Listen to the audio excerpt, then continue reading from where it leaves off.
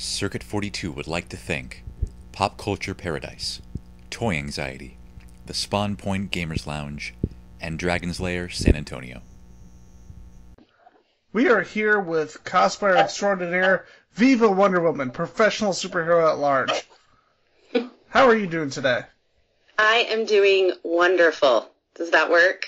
I think that's pretty good. Wonderful Wonder Woman. That's just punishing. Yep, so you asked for it. Yep, I sure did. So, for those who don't know who you are you and what do you do? So, I do kind of three things. One, I'm a cosplayer. Two, I own a costume business where we specialize in superhero costumes for women and kids, and we ship all around the world from Brazil to Denmark to Canada, Australia. And then I own a nonprofit called Heartfelt Heroes where we do charity work every month, like visiting kids in hospitals and shelters, and I go dressed as Wonder Woman. That is really cool. Why don't we talk about Heartfelt Heroes first, and then we'll talk more about your work in cosplay. Okay, great. So, Heartfelt Heroes. So I've been doing charity work dressed as Wonder Woman for 3.5 years now, but it wasn't until last June, July, I decided to make it an official nonprofit, and so I started all the paperwork to do that, and now we're officially 501c and the whole thing. And pretty much what it allows me to do is, like I said, every month I go to the couple different children's hospitals in Las Vegas and the Shade Tree Women's and Children's Shelter and visit the kids in costume and do crafts, hang out with them. I also go to elementary schools and read books to kids. I do different special events. I travel. I've done charity work in Phoenix, Salt Lake City, San Diego. And then I also have, because I make costumes, a program called Capes for a Cause, where I make personalized superhero capes and send them with a little care package to kids all around the country in need who are, facing, a disability or an illness or have lost a parent or things like that. That's it. That is really awesome. Thank you. And how long has this been going for? Well, so the first ever charity event I did, it was just me in costume. I went to a hospital like 3.5 years ago. But then, like I said, the actual paperwork for nonprofit I didn't start till last June or July. So it's been like 3.5 years of charity work. And I see on average 200 kids a month. So it's almost like a full-time job for me. So something I wanted to ask you in regards to your costume work. Like, Mm-hmm. you pull off Wonder Woman very naturally. Like, you look, in my opinion, like I said to you on Facebook the other day, you really just look like the character right out of the page. And well, thank you. You're welcome. And I wondered, is this the only costume that you've done, or are there other costumes that you've done as well? Well, so Wonder Woman is my favorite because I grew up with Linda Carter, and she's my idol, and I've been wearing underoos since I was 4. I even have a picture I drew as a 4-year-old of me as Wonder Woman. So I've loved her my whole life, and that's kind of like, I guess, what I'm famous for. But with my costume business, we do everything from the Punisher, female versions of the Punisher, the Phoenix, the Dark Phoenix, Emma Frost, Captain America, She-Ra, Poison Ivy, Supergirl, Harley Quinn, I don't even know, Huntress, and then I model and cosplay all of them. So I do all these different characters, but like I said, I'm just famous. When people usually hire me for events and things, it's always as Wonder Woman. And what was the first costume you made? It was Wonder Woman, and it was like, I think, 2011, and I've since made myself, I want to say it's over 30 Wonder Woman costumes. So I go through them fast, and I'm always designing new ones. Yeah, something I've noticed, like, especially with the just announced costume change as well. It seems like more than anybody into the DC universe right now, Wonder Woman seems to get all the costume changes, or practically all of them. I think the fans are pretty, tough. They can't seem to quite get everybody happy, so then they change it to something else and hope that they'll get it right, but there's always people that don't. With the new 52, the silver version, I mean, I had tons of clients who just couldn't wrap their heads around the fact that it was silver and wanted everything made still in gold. You know, like how our chest piece and stuff are in the silver. So yeah, I'll be interested to see how this one plays out. I'm kind of divided because I actually think it's kind of cool that they're like, you know what? Wearing a bathing suit, probably not the best superhero armor. Like, everyone else wearing, like, these armors with these really weird high collars. She's like, this is my bathing suit! And trust me, wearing these stuff around, you couldn't fight crime in that. No way. Like, you have to be careful sitting, moving. I mean, I wouldn't kick up my leg. I mean, that it's not practical for sure, the swimsuit version. But at the same time, you know, you have the sense of style, a sense of tradition, and I know that's been a really big debate amongst fans. A lot of the ones who seem to dislike the costumes or dislike the changes, like, people always talk about, oh, comic fans are afraid of change, blah, blah, blah. But it always seems like the people who flip out over a comic change, a costume change, or with the whole with them talking about, and unfortunately not happening with Miles Morales playing Spider-Man, it seems like the people who flip out about these changes are the people who know jack shit about comic books. It's true. With Wonder Woman, it's all those people that loved Linda Carter back in the day when she had the little star-spangled granny panties, and, I mean, they just can't seem to give it up. They don't want to see that Wonder Woman go, you know? And I think that's why on a lot of the merchandise, like lunch boxes, and, you know, you still see that version of Wonder Woman instead of the newer versions of her, because that's what sells. Is people who never read comic books, they just love Wonder Woman. My advice to them, we got past Lightning Superman, you know, we got past Robin's creepy shorts, and we realized, hey, Robin needs pants. So I think we can get past this.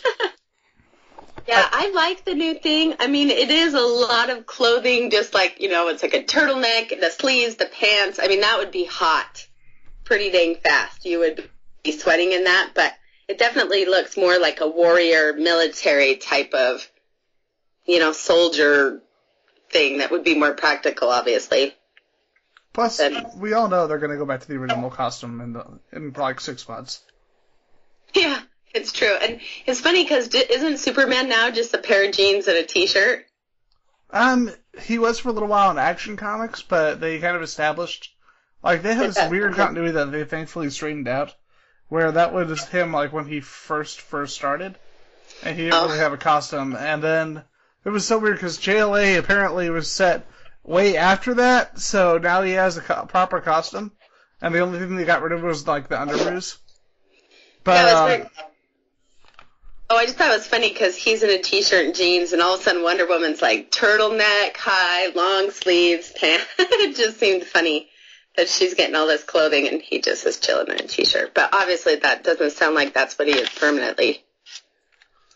I think it's thankfully become less of a mess, and it's kind of unfortunate that when they finally started establishing things and figuring out what they wanted to do, that it's like, let's reboot again! I know. Why? It's like, it's you true. just figured it out. What are you doing? I know. I'm sad to see the new 52 version of her costume. I actually started to really like it, but oh well. So, what comics are you reading right now? Well, so I am a DC girl. I won't lie. I mean, I admit Spider-Man's cool and Iron Man, and I get it that they have a lot of fans, but I am DC all the way. Batman, Superman, Wonder Woman, Justice League. I just think they're way better. And I just wish that DC could do better, like in the movie theaters. I get frustrated that Marvel's doing so good. But so I pretty much stick to DC comic books, and I'll be honest, it's pretty much Wonder Woman and Superman. I love that one. That one's so awesome. Now, can't pronounce it. There's a really great Wonder Woman story called Wonder Woman, the Hikatia? I can't really pronounce it because it's such a weird word. Mm-hmm. And it's by Jeff Johns. It was made like in 2002. Mm-hmm. And it's got Batman. And it's got this really infamous cover of, you see Batman, and you see this close-up of Batman's face, and Wonder Woman's heel stepping on his head. Oh, I've seen that. And Yeah.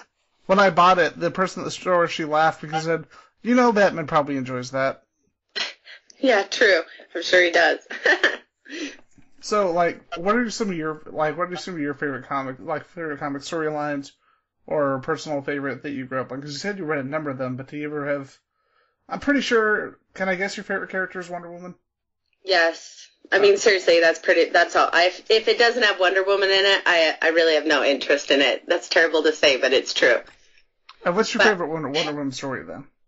Well, it's actually not even Wonder Woman. I love that. I think it's a Green Lantern story, but it's that Blackest Night one where they turn into Dark Lantern, Black Lantern. Do you know that one? Oh yeah. My problem with it, and a lot of people have pointed this out, it's like if you're gonna make all these changes in Blackest Night, make all these really cool, really interesting changes, why take the cowardly way out and reverse all of them in Brightest Day? Yeah, it's true. I didn't like Brightest Day. I just liked Blackest Night, and then Brightest Day was kind of a little... I don't know. I think, too, as a costume designer, and I've designed this before as a all black and silver Wonder Woman, so I liked that idea of making her costume, but black and silver. I can talk today. I'm a good talker. I've recorded podcasts, I promise, people. I've done this before. I know you can't tell right now. But, it's so weird. Like, I was at the comic store, and they've got an omnibus collection of Brightest Day. Mm-hmm. But just little individual hardbacks of Blackest Night. And it's like, really? That just seems backwards. Yeah, because I thought that was way better. I like that one, for sure. I like Flashpoint, too. A lot, because I like... Or not Flash... Oh, yeah, it is Flashpoint, because Wonder Woman turns all, bad and crazy and is killing people and is all tough, and I like seeing that side of her. I love, Psycho Batman in that story where it's his father. Dad, yeah. It's like, fighting crime is great, I'm just gonna murder you. Wait, what? Yeah! Straight up kill you. Hope that's okay. Yeah, I love that one. I love, too, how I love DC's animated movies where they take, Flashpoint and I think it's War and different ones, and they turn them into those animated shows. Those are my favorite. I love those. My favorites for that are still, Batman Under the Red Hood. Yes, that one is awesome. Why can't they just make that a live-action movie? Well, why can't they figure out movies? Oh, did you hear the good news about Arkham Knight? No. Well, what is it? Red Hood is going to be playing a major role in the story. And cool. Jensen Ackles is going to be coming back to do the voice. Nice. I do like the Red Hood. The funny thing is, that was a perfect example of taking a source material that was just okay and making it into an awesome movie. And apparently Judd Winnick even said that he considered that to be his director's cut. Yeah, it was really good. It was probably one of my favorites next to, like I said, I love Flashpoint, but... Now, I gotta say my least favorite Wonder Woman story, and if you haven't read it, don't read it. It's Wonder Woman Amazon's Attack. No, I've not read it. It's the worst Wonder Woman story ever written. It's one of the worst comics ever written. Oh. And what makes it so bad? It's just really bizarre. Half the stuff in the trade is stuff that happens outside of the comic book. So they don't tell you that either. They just have, oh well, this thing happened. Thank God I was there that day. It's like, the fuck did that happen? Oh yeah, it happened in Superman number 726. You could have mentioned that in the trade. Nope. And then what does happen is just really boring. And they went against all the best things about Wonder Woman. They just completely wrote it out of character. Well, so how long did it run? Or did they finally just pull it? It was a miniseries, so they ran out the whole miniseries. Oh. It was really, really dumb. Yeah, I actually stopped reading the New 52 Wonder Woman because I just started to lose interest in... I don't know if you read it, but there was this Zola and her baby, and I just got bored. I liked when it first started with Brian Azzarello, when he was in the book, but then David Finch and his wife don't know how to tell a story at all. Yeah, after a while, like I said, I was just like, I'm not interested anymore, which is sad because I love anything Wonder Woman usually. So, quick question for you regarding your costumes. Mm-hmm. What is your favorite that you've done? Like favorite, not even just favorite character, but like favorite iteration. And what's the costume that you wish you could go back and change? Like really go back and change. So my favorite I've ever made, and the one I wish I could change, right? Yeah. Okay. I know for the one the remade for sure, because I actually just remade it this week, I did a sexy version of the Punisher. And so instead of like, a lot of times you see cosplayers, it's basically like a female version of the male costume, but this one is on like a leather corset, totally sexy. And I had made one, it was actually the first costume I wore to a Comic-Con, and it was really cool, but there were just some problems with how it fit, and so just this week, I've always wanted to redo it because so many people want to buy it, so I just redid it this week, and it turned out really good. And you said it was the first costume you wore to a Comic-Con. What was the con? It was the amazing Las Vegas one, which turns out really isn't that cool, but it was my first one. So I didn't know. But it was cool. It was fun. Jimmy J, don't feel bad. It's okay. Oh, no, is that who does it? Yes. I don't know. Oh, well, oops. But, yeah, it just doesn't seem... I guess it's not really the people who throw it's fault. You would think Las Vegas, it would be bigger, right? You would think that tons of people would go and it would be a really big deal, but it's really actually pretty small, like Phoenix and Salt Lake City, and Salt Lake City hasn't even been around for that long, and it makes Vegas look like it's just this tiny little convention, you know what I mean? It's just, I don't understand why it doesn't draw more of a crowd considering it's Las Vegas, but it just doesn't. So that's not really... Sorry. Well, that's not really their fault. I just don't understand why there aren't more people given that it's Las Vegas, if that makes sense. The thing that I've noticed and actually I like about Amazing Arizona, but I can see why this might reduce their crowds, they don't really have a focus on celebrities, which is awesome. Yeah. Like, they'll have maybe one there, and it will be more on actual comic books.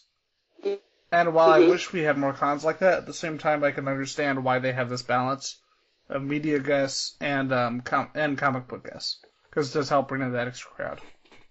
Yeah. Well, I swear, like, the Vegas one is so tiny. It just is shocking to me that there aren't more people that go to it because of, it being Las Vegas, but it just doesn't seem very big. I was in Arizona for a long time. We started a Cactus Con, which was relatively small for a while. Like, the guests were the artists from the original Young Justice and Brian Pulido for, like, the first 4 years. And then one year they said, fuck it. And they got, like, Jimmy Palmiotti, Amanda Conner, Billy Tan, all these big comic guests. And then they got Will Wheaton. And Wheaton went on his blog and told everyone, hey, this is the best con I've been to in years. You don't get any of it's not a celebrity fest like San Diego. If you want a good con to go to where you can actually interact with people, come to Cactus Con. And the next year it got so big because of what he did that they had to move it to the Phoenix Convention Center. And now it's like one of the top 10 largest cons in the United States. Yeah, I think is that the one that's in May this year? End of May? Or no, is that different? Yeah, that's the one in May, and our co-hosts are actually going to be covering it. Yeah, I am going to that one. So. See, folks, go to Phoenix Comic-Con, and also watch this interview, because you'll totally know about this if you don't watch the interview. Wait. Have you been to the Salt Lake City one? I haven't, but my friends have been there multiple times. I just don't have the money for travel right now, unfortunately.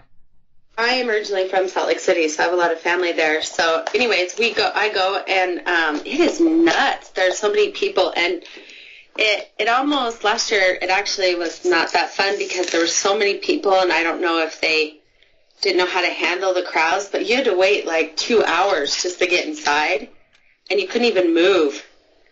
I don't know, maybe that's what San Diego is like. I've never been there, but it was nuts.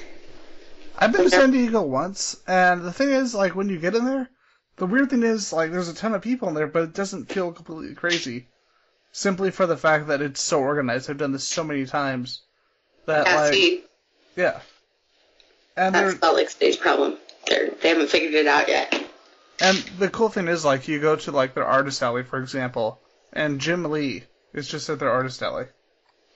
So, like, you can go anywhere and meet somebody huge. So you don't necessarily have to wait in a 2-hour line to meet someone huge. Yeah, I never wait for stuff. I have no patience, I guess. 5 people in line. What the hell? I'm gonna go get the food. I like just walking around, and I like to take my picture with, like, everyone. I don't care who they're cosplaying. I'm constantly asking to take pictures with people. The one that I'm going to be going to in May, actually, here in Texas, is going to be, I'm pretty sure it's going to be a Lion kind of con, because it's Texas Frightmare Weekend, the one hosted by Fangoria. Mm-hmm. And Nev Campbell, Skeet Ulrich, Malcolm McDowell, Brad Dourif, Elvira. Those are some of the people who are going to be there. Yep. Oh, that's way fun. I love Elvira. She's really awesome, and it's so funny, like, you see her, and she really hasn't aged that much at all. It's kind of bananas. She looks awesome. Yep. And I also didn't know that she was a redhead for the longest time, because I'm so used to seeing her as Elvira. She's a redhead? Yeah. Oh my gosh, I did not know that. I did not know that. Is it a wig then that she wore in the show, or they just dyed her hair? Or? I'm honestly not sure. That's interesting. So, what's your favorite convention experience that you've had? Let's see. Well, last year it was my first time going to the Phoenix one, and I was working with another nonprofit down there called Comic Care. Anyways, and it was just tons of fun because I got to meet all these other amazing cosplayers who focus on charity work like how I do. So that was really fun. I really liked that. And that's why I'm going back, because I'm going to work again with that charity. That's pretty awesome. It's crazy how big the Arizona cosplay scene really is. Oh my gosh. I have a hard time finding people who look legit in their costumes to do charity work with me. But in Arizona, it's like they have whole justice leagues and of all these awesome people that do charity work. It's really cool. Yeah, like, I mean, you have the AZ Avengers, you have Gus Matos, and you have, little-known cosplayers who are from there, like Jessica Negri and AZ Power Girl. I've never heard of them. Mm-hmm. Jessica Negri, that's not a real name. Yeah, true. No, I have, obviously. And what's, minus what we were talking about earlier, what's the one convention experience where you were like, yeah, what the fuck? Well, like I said, it probably was that last Salt Lake City because, waiting in line, and then you couldn't even move, and people always want to take their picture with me, And so it was just terrible because I almost couldn't take pictures with people because the walkways would get so, you just literally could not move. Eventually I just, gave up. The line to go to the bathroom was, I'm not kidding, 100 people, wrapped around the whole convention. You couldn't wait for food. It was really poorly planned.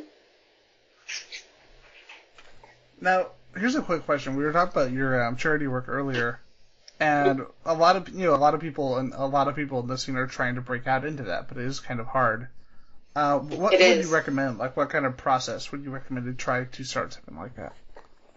Well, the thing is a lot of places like hospitals are really strict about who they let around their patients for obvious reasons. And so I think it's really hard to get into hospitals. So I think the best place to start is a women's and children's shelter because they'll take anyone. They're in such need.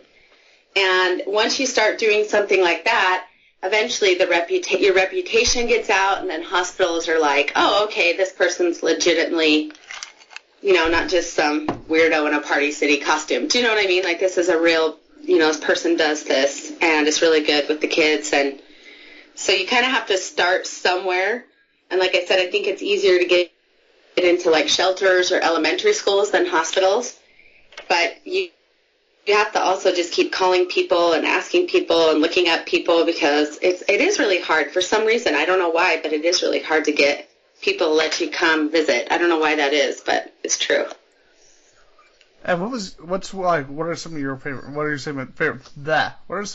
moments doing charity work like this? Well, so this was awesome for me because, like I mentioned earlier, I fell in love with Linda Carter from that 70s TV show. And I posted a picture on my Facebook page of me and a little girl who was facing cancer, and I was dressed as Wonder Woman, and Linda Carter found the picture and commented on it and commended me for my charity works. So that was a really big deal because there was my childhood idol, giving me kudos for the charity work that I was doing. So that was really cool. But as far as the actual charity work, it's really hard to pick because, I've been with kids, cancer, I've seen kids in the burn units, which is really tough. I have been in a hospital room where the nurse told me that the teenage boy wasn't going to live, and the family's crying, and I'm in the corner trying to play with the little sister. And just all kinds of tender moments like that where you really feel like you make a difference. I go to this women's shelter every month and do a craft with the kids, and they are so in need. I mean, they say things like, oh, we used to have a computer until Dad threw it in the wall, or I can kind of remember when we had an apartment, and they're just, kind of dirty and have nothing, and they just hug me. Some just hold on to me the whole time and never let go, and they touch my costume and my pantyhose. They're just so excited to have someone paying them attention. So, I mean, I don't know that I have a favorite moment of the actual charity work because it's all pretty fun or pretty cool. It's funny you mentioned the little girl. The girl was a girl who was hugging you. Yes. And one of my friends, a hero. She does Moe anime cosplay because she's about 4'7", and she just looks like an anime character. She sounds like an anime character too, because she sounds like a little kid. And she was at an event, and there were all these little kids who wanted to take pictures with her. And it was so funny and so kind of adorable because one of them was actually bigger than she was. And apparently she was 6 or 7. Oh my gosh. And she said that pretty much there was one who loved her and thought she was awesome. And she just said, I have to stop hugging now, but I don't want to stop hugging. It's true. Some of them, they start hugging and they don't let go. And even when I was just in elementary school reading, and the kids come down the hall and all the girls have to hug me in a line. It's funny. They just automatically think that, oh, superhero, I should hug her. I don't know. It's cool. Well, I think it's just because the whole idea of the positive role model, Yeah. And they see that. And kids aren't associating, hey, this is a person in a costume. They're thinking, hey, this is the superhero. This is Wonder Woman. This is Superman. And it's kind of awesome. It is awesome. It's definitely, of all the things I do in costume, it's definitely one of the best and my favorite things that I get to do. When it comes to, I don't know if you've heard of my friend Jonathan Vela. He was a San Antonio Aquaman. I don't think so. He was an Aquaman cosplayer. He was a little more heavy. He was a little more heavy set, but he was just this really, really nice person. And he unfortunately passed away last year. Oh. And he did a lot of hospital work. He seriously every other day he would be at different hospital, different clinic, meeting kids, talking to people. Mm-hmm. And one day he was at a convention. And he met Manu Bennett, from Arrow. Oh, yeah. And Manu, I guess he left such a great impression on him because what he was doing, had this joke going where it was Aquaman providing water. And he had a little tray of water, little paper cups. And he just would walk over, would you like some water? And so you had this kind of short, kind of round Aquaman going around giving everybody little cups of water. And that's pretty cute. he asked, one time, John wasn't there, and it was at a convention, and Manu asked about him, and they said, well, he actually had a stroke. He's in the hospital. And he said, well, when can I come see him? Oh, cool. And he said, and they thought he was just being nice, but they said, well, if you like, you can come today. And he said, I'm actually filming in the next few days, but I will fly down next week, and I will come see him.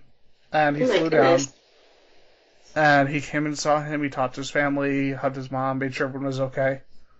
And when he found out about John's passing a few weeks later, he went to Wizard World and every following con wearing the orange shirt in tribute to him and wearing the orange and green Aquaman ribbon in tribute to John. Gosh, that's really cool. Yeah, I just thought apparently they got messages from Eastern Europe, making sure, as far as Eastern Europe, making sure his family is okay. Wow, it's amazing what a difference someone can make. Yeah. And cool. Exactly. It's awesome, that, by doing something positive like what he did and what you're doing, you realize, how big of an impact that really does make. Well, and I feel like it should be like an integral part of cosplay because, cosplayers spend so much time and money trying to look like these characters. You think of all the work that goes into costuming and wigs or makeup or props. So it only makes sense, if you're cosplaying heroes, that instead of just looking like the character, you'd also want to act like the character. If Wonder Woman really existed, I'm pretty sure on her free time she'd go to hospitals and shelters and schools. So it just makes sense if I put so much effort and time into making these costumes, that I would put them to a good use, just like, the character really would. That, and you'd be extremely competitive and want to beat the crap out of, every supervillain you find, right? Yeah, true. On my day off, when I wasn't, kicking people's butts, I would go to elementary schools and read books if I was really Wonder Woman. I always loved, there was a Justice League story, I don't know if you've read it, called Tower of Babel. No, I have not. It's amazing. It's by Mark Waid, and what happens is that a supervillain, they're not sure who it is, but they've somehow figured out not how to kill, but how to stop every single member of the Justice League. And it's things like putting in Aquaman into a virtual reality state where, despite him being in water, he believes that he's in this desert. Mm-hmm. And so, no matter what, even though he's still alive, psychologically his mind is telling him, you are in the middle of a desert, you are going to die. Or shooting Superman with a red kryptonite bullet. My favorite, though, was with Wonder Woman, where they put her into a virtual reality program where she's in an endless battle. Is that the one? Didn't they make an animated movie of that? It's Batman. It's Batman who thinks of it. Yeah, they did, but they kind of funked it up a little bit. Oh. Because the original villain was Ra's al Ghul, and none of the other villains were involved at all. And it's like, let's put these guys in here. Why? I don't fucking know. But the more the better, right? Exactly. Everyone could tell you, based off 90s comic books, that the more characters you put into one story without really talking about any of them or letting them do anything, the better it becomes. Wait, that's bad. Yeah, that was a good one. I only saw the animated movie, but it was interesting to see. I don't know how the animated... Spoilers for anyone who hasn't read Tower of Babel or watched Justice League Doom. So I've got to ask you, because this is how the comic book ends. That they tell him, we can't trust you. Right. And the vote comes down to a tie to actually kick him out of the Justice League. And Superman is actually the deciding vote, and he votes to kick him out of the Justice League because of the fact that he was keeping records on every single one of them. And the fact that a villain was able to get a hold of these, it both points out his paranoia and the potential risk he poses as well. Right. How'd the movie end? You know, it's been a long time since I've seen it, but I know they vote, and they might even, gosh, I don't even remember, but they definitely have the vote, and I can't remember if they let him stay or not. It's been a long time since I've seen it. I just remember the things they did to keep him moving, or to keep him from fighting back. I just want to assume that it ends like the ending gets really, really dark and really intense, and then they just cut to that one song from Revenge of the Nerds, the put one foot in front of the other. It's just superheroes cleaning shit up, and it's like, where the fuck did this come from? I know, sometimes they just take things that were totally good the way they were, and they just mess them up for no reason. Well, it's because science, duh. Yeah, totally. It's like what they said during the whole One More Day thing. It's magic. We don't have to explain it. This is actually something that Joe Quesada said, for those of you in the audience who don't know. He seriously told people, if it's something that he didn't want to explain to anyone, because he probably didn't know what he was doing, that it's magic, we don't have to explain it. Oh, that's convenient. Yeah, and that's why he's not the editor-in-chief of Marvel anymore. Yeah, that seems like something you wouldn't want to maybe tell everybody. Exactly. So, as we wrap up the interview, I did have one more question for you.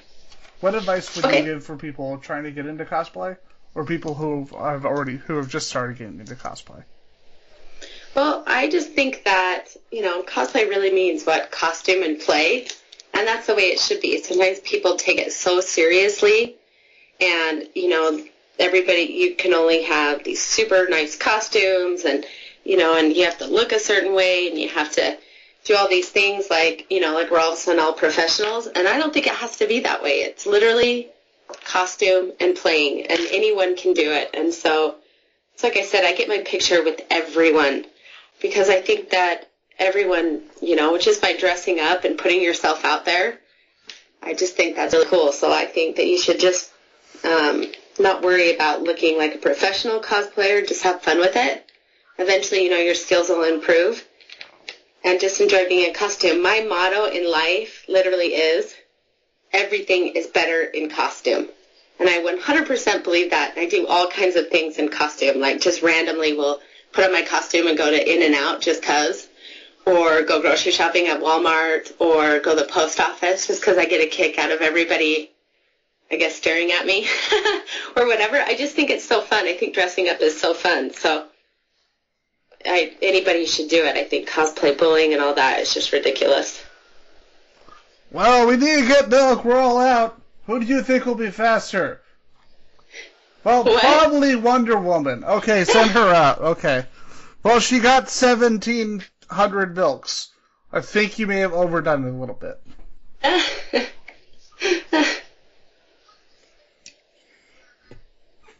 So, with that, where can people find you as we begin to wrap up this podcast? So, my fan pages are, I'm on Facebook, Instagram, and Twitter, and it's Viva Wonder Woman.